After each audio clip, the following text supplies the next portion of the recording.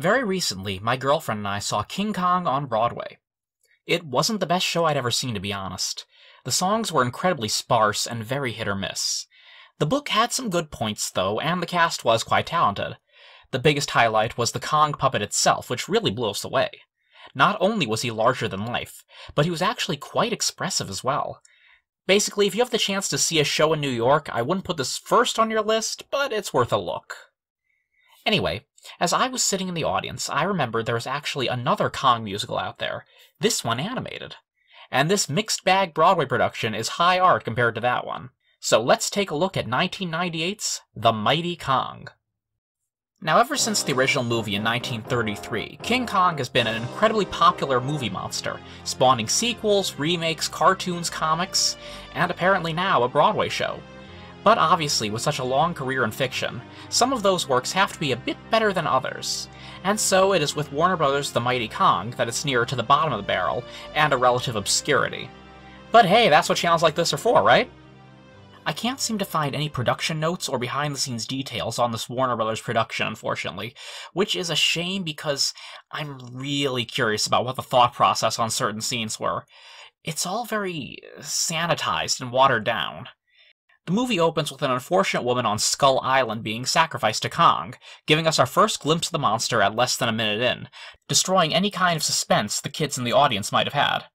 Then we're off to New York with one of director Carl Denham's big reviews, and it's intentionally portrayed as not being very good. The songs, I might add, are by the Sherman Brothers, who were a musical powerhouse a while back, writing songs for the bulk of Disney's output from the 60s to the early 80s, including songs for Mary Poppins and Winnie the Pooh. Outside of Disney, they also wrote songs for movies like Charlotte's Web and Chitty Chitty Bang Bang. This was one of their last films together, and their songs are mostly not very good, and their inclusion almost feels like a footnote more than anything. The plot is very close to the original movie. Carl Denham, played by British actor and comedian Dudley Moore in what was sadly his last role, is on the lookout for a new star, and finds one in would-be apple thief Anne Darrow. Darrow is played by Jodie Benson, who's had a fine career as well, best known as the voice of Ariel, the Little Mermaid. As much as I love Miss Benson, I didn't care for her Anne, who reminded me a lot of the love interest in Indiana Jones and the Temple of Doom. You know, the one who just sat around and shrieked. Not a very engaging lead. Denham and his lackey entice Anne in a marching song that sounds like something like a rejected bit from Mary Poppins. It's one of those songs that's listenable, but not that great. For the most part, this movie hits all the beats of the original. Anne and the crew sail to the uncharted Skull Island to film a movie. Anne is captured by politically incorrect natives who sacrifice her to their ape god, the enormous King Kong, who instead of eating Anne, falls in love. So the ape is soon captured and taken back to New York, where he breaks free, searches for Anne, and causes a ton of destruction along the way. Now that we have the plot everyone knows out of the way, let's focus on the differences and the things that stick out. Anne is soon on the docks where she meets Ricky and Chips, a young boy and his pet monkey. I was prepared to hate this kid the second I saw him, just because he was most likely included as an audience surrogate for the kids, but honestly, he really wasn't that bad compared to some of the other aspects of the movie. There's also first mate Jack Driscoll, who is once again the tough guy, will they won't they romantic lead. The only real scene of note before they reach Skull Island is a ukulele-based musical number where Jodie Benson gets a chance to use her beautiful voice.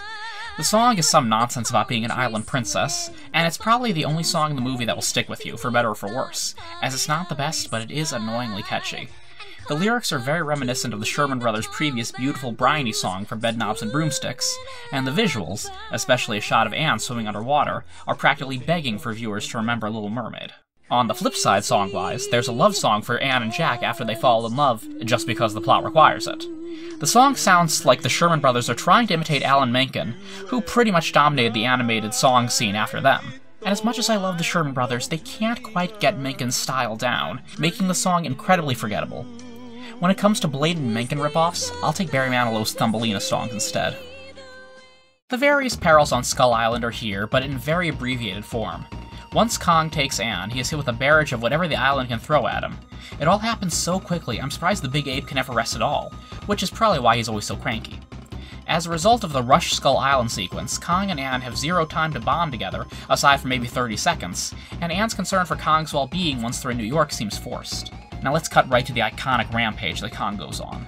With the animated medium, they can have Kong do anything, but instead he just sort of lumbers around, creating some property damage, but in quote-unquote funny ways.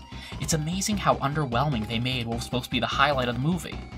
The weirdest part is when Kong, who's seemingly going out of his way to not hurt anyone in his Manhattan March, grabs a car with 2 scared people in it and puts it in front of a moving train.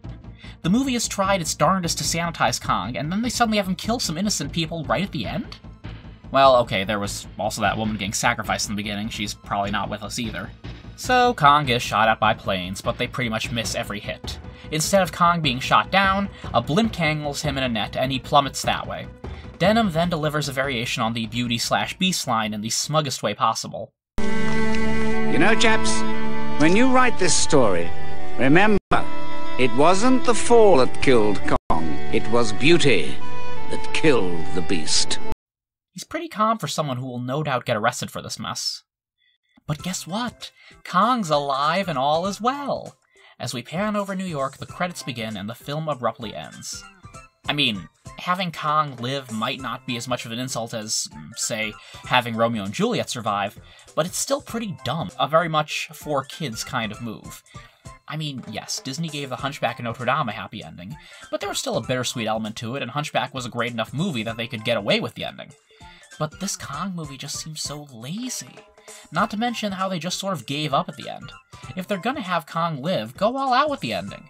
Show Kong cleaning up New York and then getting released to another happier island somewhere. A tearful goodbye to Andero. Something. Don't just that's all focus us with the credits. As a kid, I remember seeing some of the original 1933 King Kong on TV, specifically the scene where the airplanes are shooting at him. I actually turned off the TV before he fell because it made me sad knowing he was going to die. I doubt I'd have the same sympathies for this bored-looking one. Obviously, this was a bad cash grab, nothing more. One interesting thing I noticed was with the animation, which was mostly mediocre, but occasionally they would have this bit that was actually really nicely and smoothly done, only to cut back to the bad stuff in the next shot. It created a really weird viewing experience, as if the rest of the flick wasn't weird enough, right? So, if you hear about the bad reviews for the Broadway Kong, just smile and know that there is a much worse musical adaptation out there.